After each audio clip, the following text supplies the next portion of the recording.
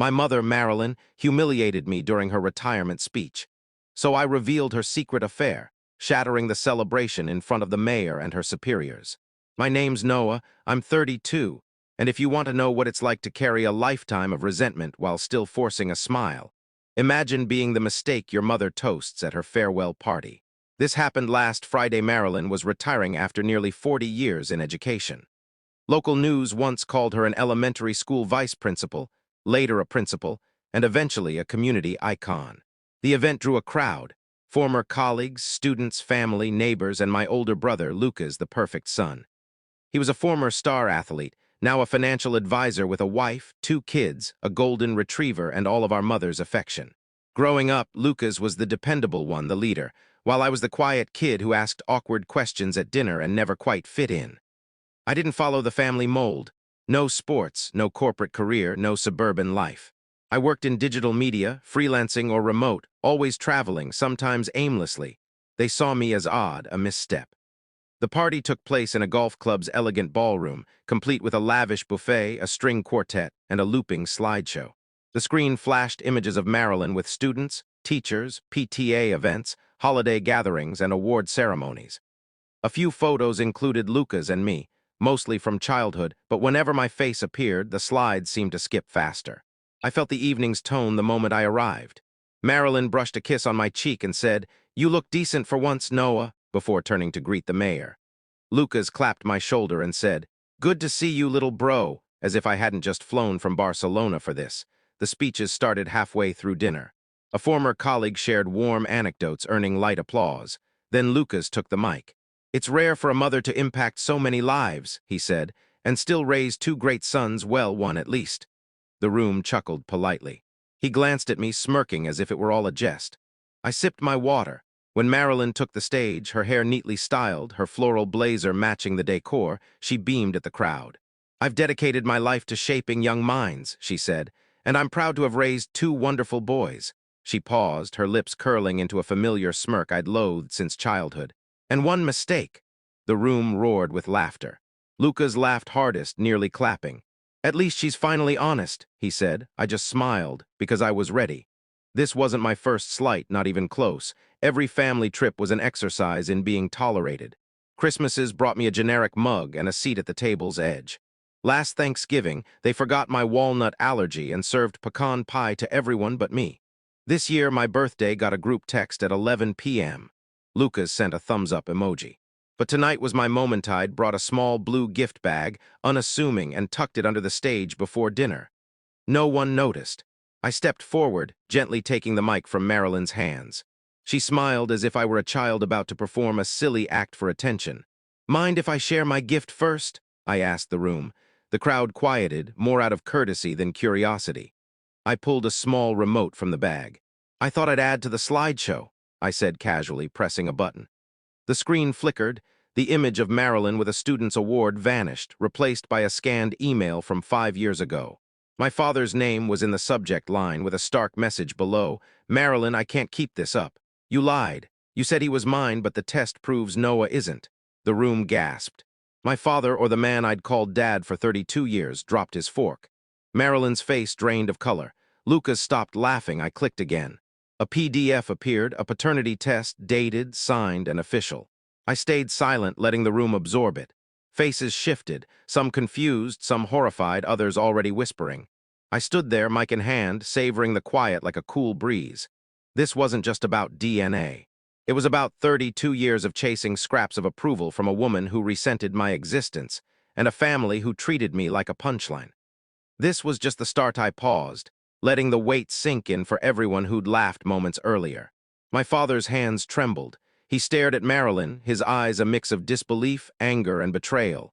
He opened his mouth, but before he could speak, I turned off the mic and clicked to the next slide. It wasn't a document this time. It was an old, grainy photo, digitized from a print. Marilyn, in her 20s, sat on a beach blanket with a man no one recognized. Not my father, not anyone they knew. But I knew him. She wasn't wearing her wedding ring. She grinned widely, hair tousled by the wind, sunglasses perched on her head.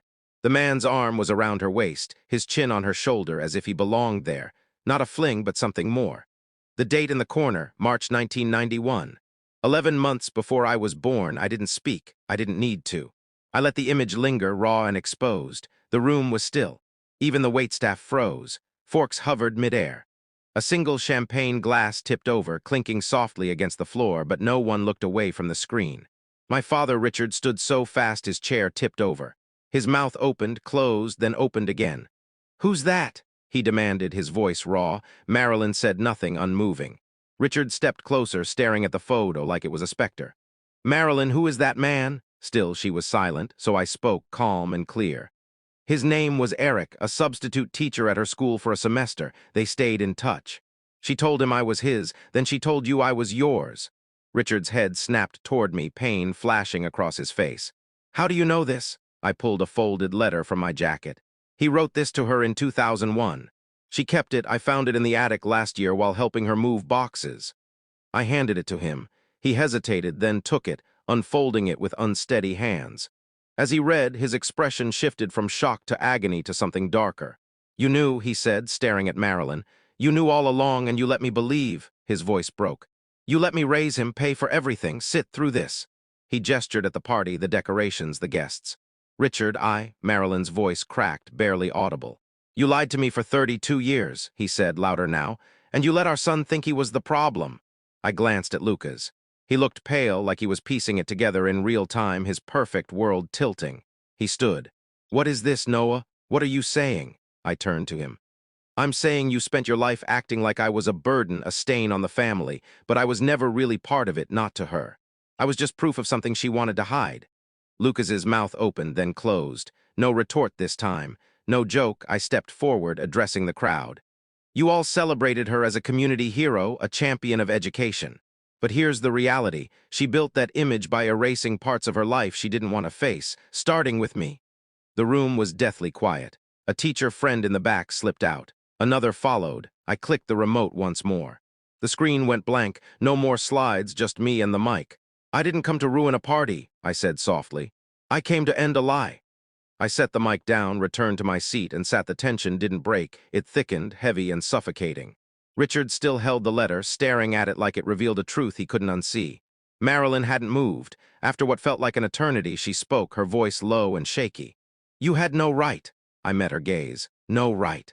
You stood there and called me your mistake in front of everyone. You made this public. I just gave them the full story."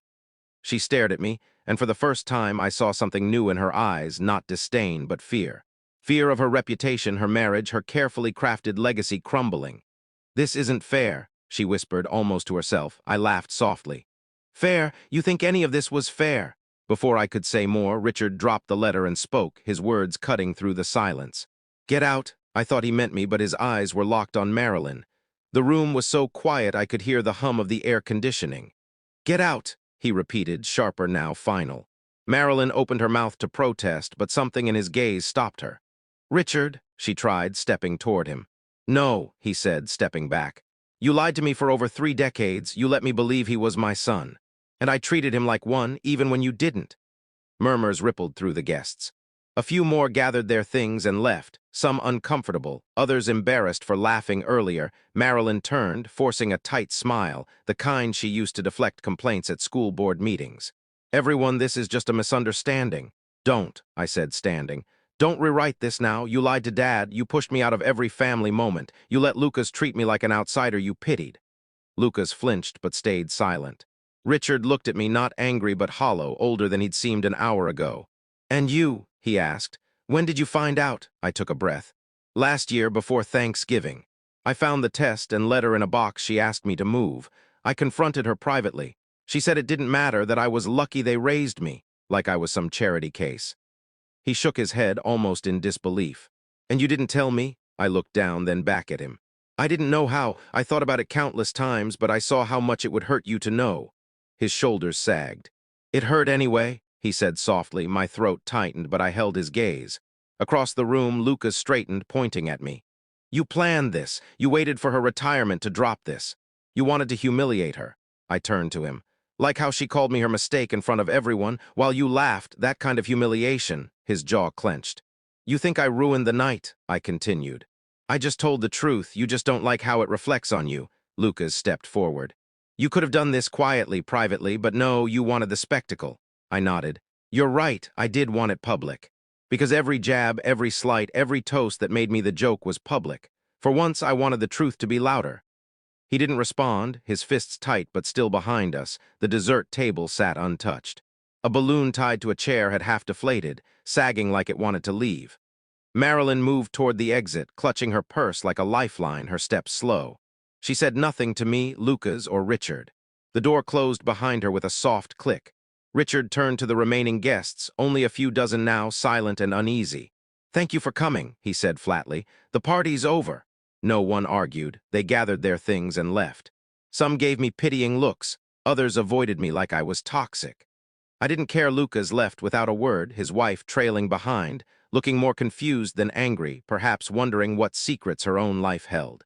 Then it was just Richard and me with waiters clearing plates in the background. He sat rubbing his forehead like the weight was too much. I sat across from him. "You okay?" I asked cautiously. He didn't look up. "I don't know." A long pause followed. "I'm not your biological son," I said softly, "but I never wanted that to change how you saw me. I wanted you to see me like you saw Lucas." His hand twitched. He looked up and asked the question I'd always dreaded but somehow expected. "What do you want from me now, Noah?" I stared across the table, the gap between us heavy with 32 years of unspoken truths, missteps, and things we never said. My fingers brushed my water glass as I thought. A year ago, I'd have demanded an apology, some acknowledgement that the exclusion, the comparisons to Lucas, the constant sense of being less than weren't my fault. I'd have wanted him to admit he should have noticed. But now, with the party in ruins and the truth laid bare, I didn't need that anymore. I didn't want his defense or his pity. "Nothing," I said simply, his brow furrowed. "Nothing. I don't want anything, not money, not sympathy, not a redo. I'm not here to be claimed. I just needed the truth out there. I needed you to know." He studied me, searching for anger or hidden motives. Maybe he expected me to beg for a relationship, for reconciliation. Instead, I sat quietly, hands on the tablecloth. "You could have told me privately," he said, echoing Luca's. "You had time." I nodded. "I could have. But it would have been buried like everything else. She'd have cried, Lucas would have called me ungrateful, and you'd have defended her. You know it, I know it." He didn't argue. I leaned forward. Every time I spoke up, I was told I was too much, too sensitive, too dramatic.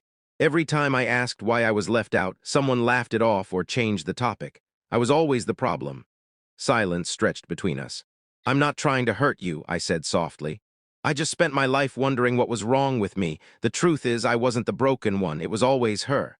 Richard's eyes glistened. He looked down, gripping his chair. "I remember," he said quietly. "When you were 12, you wanted that writing camp in Vermont. You worked so hard for that scholarship, begged us for weeks." I nodded, remembering the essay I wrote, the application I mailed myself. "She said no," Richard continued, his voice far away.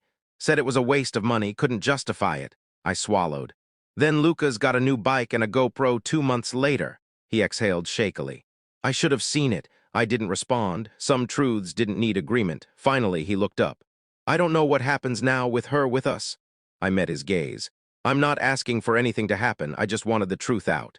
What comes next is your choice." He nodded, his movements heavy. "You're not a mistake, Noah." I gave a small smile. "I know that now, whether she admits it or not." We sat in silence. The hall was nearly empty, servers folding tables and stacking chairs.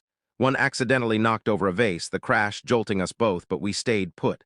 Finally, Richard stood. "You staying in town long?" "A few days," I said. He paused. "Could you come by the house sometime? Not for her, just to talk."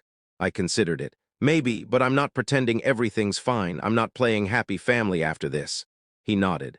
"I wouldn't ask you to." I stood, adjusted my jacket. "All right then." He extended his hand. I hesitated, then shook it. It felt formal, strange, like a transaction. Not warm, but not nothing. It was something. I left. The next morning, I woke in a small inn downtown, sunlight filtering through half-open curtains. My phone was flooded with notifications, texts from party guests, some claiming support, others asking if I was okay. I ignored most. One stood out from Richard. I started packing her things. "I don't know what I'm doing yet, but I believe you. I'm sorry it took so long." I didn't reply immediately. I set the phone down, looked out the window, and exhaled. For the first time in years, I felt calm. Not victorious, just still. That afternoon, I walked to the old park where I'd played as a kid, usually alone because Lucas didn't want me tagging along. I sat on a bench by the rusty swings, listening to birds, leaves, and distant children's laughter. It felt like closure, not neat, not gift-wrapped, but real. The truth was out. They couldn't pretend anymore. Days later, I flew back to Spain. As the plane climbed, I thought about how strange families are, how blood, names, and old photos don't always mean connection. Sometimes they're just a shared past, and if ignored, that past festers like forgotten boxes in an attic. I never heard from Marilyn again. A cousin later told me she'd moved to Arizona with her sister, spinning a new story, claiming I'd fabricated everything. She held onto her pride, as always. Lucas sent one brief email, something about wishing things had been different. I didn't reply, but Richard kept in touch, first with emails, then calls. No grand reunions, no tearful breakthroughs, just small steps. A quiet understanding grew, not the father-son bond of duty or tradition, but something honest, built on respect, and a shared truth we couldn't quite name. It wasn't perfect, but it was enough. Sometimes that's all there is. My family swiped the deed to my apartment during my brother's baby shower, but they overlooked one detail. I held the keys and had a scheme for retribution. It started with a cake, a garish fondant creation that looked more like a gender reveal explosion than a dessert, adorned with a pink ribbon, sugar beads, and tiny plastic booties perched on top as the pinnacle of poor taste. My mother stood beside it, beaming as if she'd just erased decades of debt with a themed confection. I wasn't supposed to be there. I wasn't even invited. My cousin slipped me the address. His message included a "don't blame the messenger" disclaimer, the kind of family loyalty that gets you voted off a reality show. I showed up regardless, bearing a gift nothing extravagant, just an antique silver rattle etched with the baby's initials, wrapped in teal tissue and tucked into a box I'd traveled across town to find. It wasn't showy, but it carried weight. Turns out they had a bigger surprise planned without me. Right before the cupcakes and after the pastel balloon arch toppled for the third time, my mother tapped her glass with a spoon and declared she had news. "Family is everything," she said, which in our clan signals someone's about to be publicly shamed. "Smile for the photos." She held up a tacky gold-framed document, heavy enough to seem official. Inside was a deed. "This," she announced with triumph, "is our gift to the new parents, the apartment. It's theirs now, fully paid." Cheers erupted. My brother smirked, his girlfriend wiped away tears. My aunt squealed, "You guys are incredible." It was as if they'd rescued a puppy, not stolen my home. I stood, walked over, and took the frame from my mother's hands. I read the name, "My name's on this." I stared at them, then at the frame, then at my father. He leaned in like a sleazy realtor offering a deal. "Got 30 days to move out," he whispered. I smiled. "One day's plenty." I handed back the frame, nodded to no one in particular, and left. No scene. Not yet. By 5 a.m., the building superintendent had unlocked the main door. Movers arrived by 7 a.m. By 9:30, everything they'd brought into the apartment was gone, the flooring torn out. They'd paid for it. The crib, the drapes, the wobbly IKEA dresser boxed up. Even the custom Etsy sign that read "Our Cozy Haven" was shredded. I didn't touch what was mine. I just removed what wasn't. By 11 a.m., it no longer felt like their home. It felt like mine. At 6:41 p.m., my brother texted, "Is this a prank?" I replied, "Not yet, but tomorrow's delivery might be." The apartment wasn't part of any grand plan. Not for me, not for them. I bought it in 2020, small, quiet, 2 bedrooms close to my office. The kitchen catches great light. I never bragged about it, never invited anyone over. That was the point. Then my brother showed up. "Just temporary," he said, "until we find our own place." And his girlfriend arrived with 2 suitcases, a yoga mat, and a cat. I said, "Fine. A month, maybe 2. They stayed for 19. I never asked for rent, not once. They offered to chip in for groceries sometimes. Sometimes they did, mostly they didn't. I didn't keep score. I thought it was temporary. I was wrong. First, they installed new flooring. Decent mid-grade walnut laminate. My brother called it an upgrade for us all. He covered the cost. I let it slide. Then came the bookshelves. A $150 IKEA knockoff, white frame faux brass legs. His girlfriend posted a time-lapse of him assembling it, captioned, "Our home's taking shape." I stood off camera. Their language shifted over time, from "your place" to "our space," from "thanks for letting us crash" to "we love this house," from "we're house hunting" to silence. Their toothbrushes sat in my holder, their sneakers by the door, their laundry in my machine. I never said a word. Then came the baby. They didn't tell me directly. I learned through an Instagram reel, her holding a sonogram, him posing like he'd invented electricity. I texted congrats. He replied, "We need to talk about making this permanent." I didn't ask what that meant. They didn't explain. 3 weeks later, my parents called.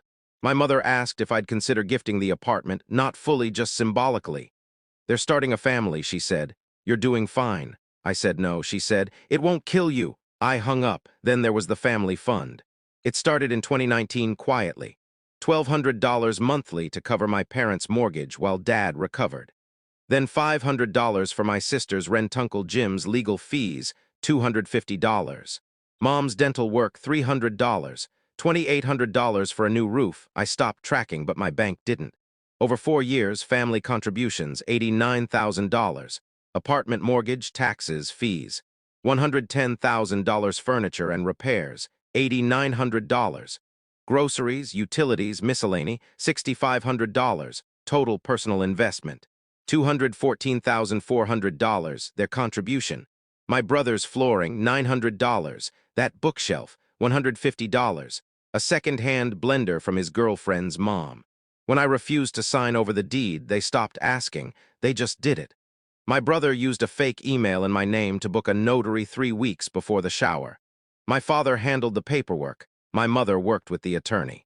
They used a scanned signature from a 2018 tax form I'd signed.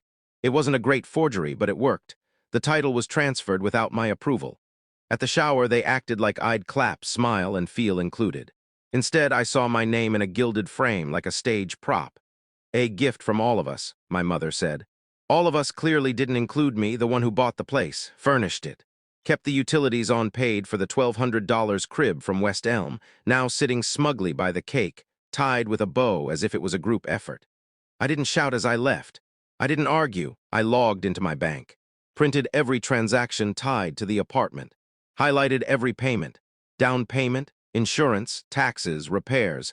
Even the $350 to fix the disposal after his girlfriend tossed mango pits down it. Because TikTok said it's fine. I saved it in a folder labeled Truth, No Notes. By sunrise, the locksmith had changed the code. The building manager reset the intercom. And I'd cataloged everything in the apartment that wasn't mine: the flooring, the shelves, the crib. The welcome little one sign. They'd brought it, posted it, claimed it as theirs. All gone. I didn't text. My brother didn't threaten to sue. Didn't explain because that's what they expected. And that's exactly what I wouldn't give them. They thought I'd stay silent. That was their bet. That I'd argue if they made it loud, formal, dramatic, but if they smiled enough, clinked glasses, waved gold frames, and said blessing, or from all of us, I'd stay quiet. Maybe they'd get away with it. They didn't. They crossed a line. By 6:06 a.m., a moving truck parked outside the apartment, not my apartment. Not theirs. Just a space they tried to claim. The driver unloaded 64 flat-pack boxes, each labeled New Beginnings in bold black print, with lines for room contents and owner. Taped to the top was an envelope. Inside, a printed packing guide and a checklist titled What You Brought. Neat categories. Box 1, baby clothes. Boxes 2 to 4, unasked for nursery decor. Box 5, shared toothbrush, still not mine. Boxes 6 to 11, excuses. Box 12, let's talk. Boxes 13 to 40, my silence. Boxes 41 to 62, entitlement. Box 63, their flooring. Box 64, self-respect. You've got 30 days, but I'm helping you start now. They found it before noon. I know because the hallway camera caught my brother opening the door. He stepped back like the boxes might bite. His girlfriend stood behind, clutching a mug, wearing her usual attention-grabbing robe. He opened the top box. Empty. She started crying. I watched the footage sound off. That evening, my phone buzzed. "Brother, what's wrong with you?" "Mom, this isn't how family acts." "Dad, you've made your point. Stop." "Sister, are you okay? Like really okay?" I didn't reply. Not for them. Not anymore. I'd already compiled a spreadsheet of everything I'd paid for, carried, and what they took. I sent it as a PDF. Subject, apartment final tally. At 4:17 p.m., my mother called. I let it ring, her voicemail. "We didn't mean to take it. It was symbolic, for the baby." I saved it as symbolic quav. The next day, my brother buzzed my intercom 5 times. I watched through the peephole. Hoodie, sweatpants, clutching a half-folded box. I didn't open. He left the box on the stoop. Inside, a note. "You're really doing this after everything?" I left it until it rained. That weekend, I returned their flooring, every plank, screw, and strip of underlayment, labeled technically yours, materials included, packing peanuts. He'd paid $900. Note, your own investment makes rebuilding smoother. They left quietly. No social media farewell, no group chat drama, just a slow fade by month's end. I'd reclaimed the apartment in every meaningful way. Their candle scent was gone.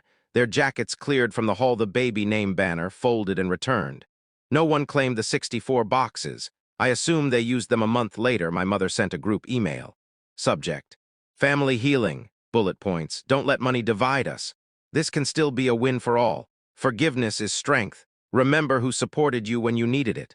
I didn't reply. I forwarded it to myself. New subject: Family rebrand. Then archived it. The apartment's quiet now. Sometimes I dim the lights and listen. The echoes of their plans linger in the walls, but echoes are softer than people and easier to clear out. They tried loud, then quiet, then meek.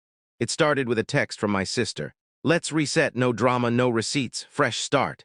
Then a call from my mother, just voicemail. We messed up, but you're the bigger person, always were. Finally, my favorite from my father. Come to dinner, man-to-man. They picked a Tuesday. I agreed. The restaurant was Italian, mid-tier. They thought dim lighting would soften things. They were wrong. I arrived second. They'd ordered wine. 2 glasses. I didn't touch mine. My mother spoke first. We were stressed. The baby made things hectic. We shouldn't have gone behind you, but it was love. I let them finish their rehearsed speech.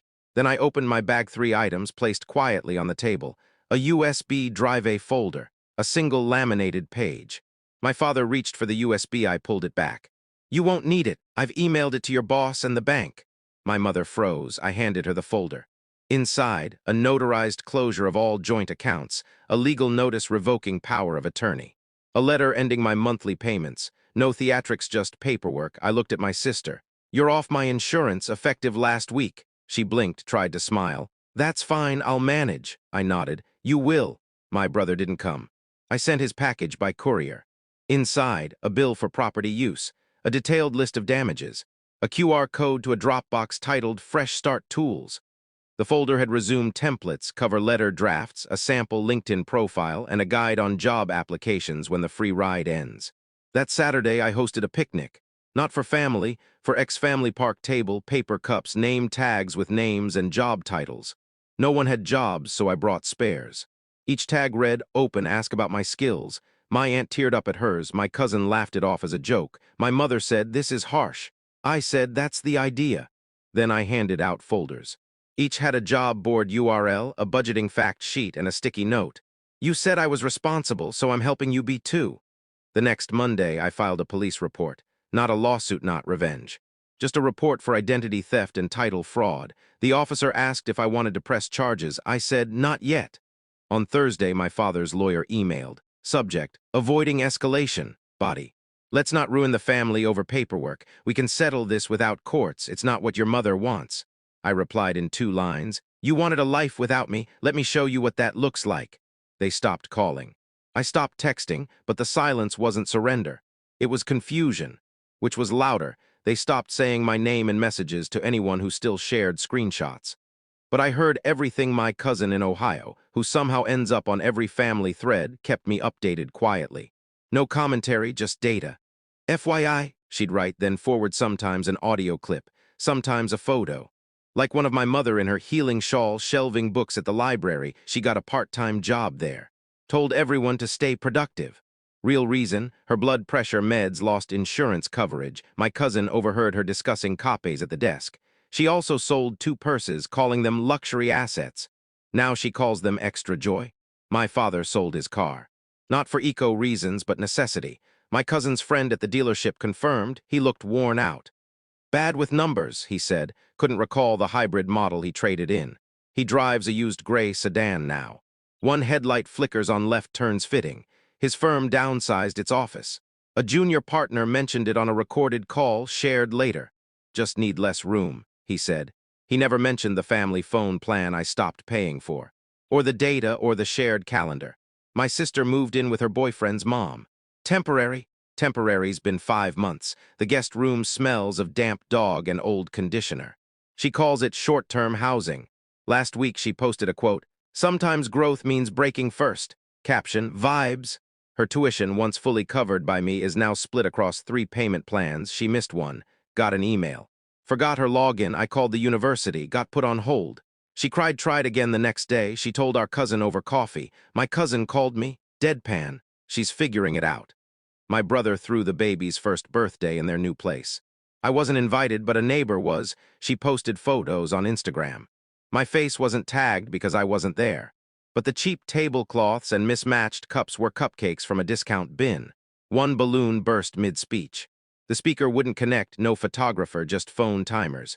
Blessed was scribbled on napkins. Someone crossed it out, no one smiled in the photos. They now say money's tight. Code for gone. My brother signed up for a budgeting app. I know because it pinged my referral code. He never used it one weekend. 32% of their spending was miscellaneous. They renamed the family group chat Unity Circle. I'm not in it, but I get screenshots. Same blue bubbles, same performative replies. Mom, guess who baked scones? No replies. Dad shared an article. Forgiveness extends life by 5 years. Seen by 2, no likes. My sister posted a selfie caption. Growth, same dog smell rug in the background, no comments. Thanksgiving passed without me. I saw a blurry photo in a shared album from a distant relative burnt turkey.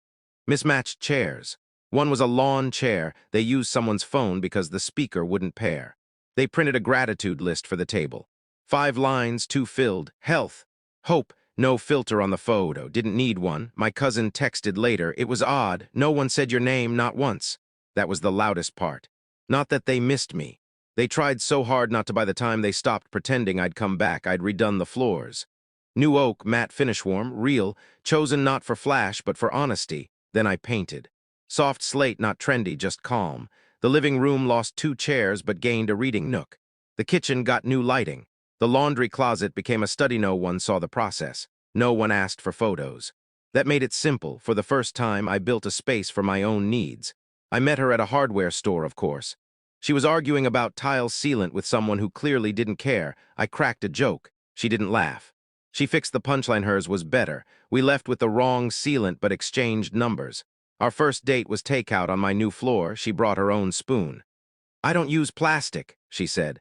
I respected it. She didn't ask about my family. Not once. Not until month 4. When she did, it wasn't a test, just curiosity. I said I'd been quietly cutting ties with my family. She asked, did they notice? I said, they're still acting out the loss. I just stopped watching.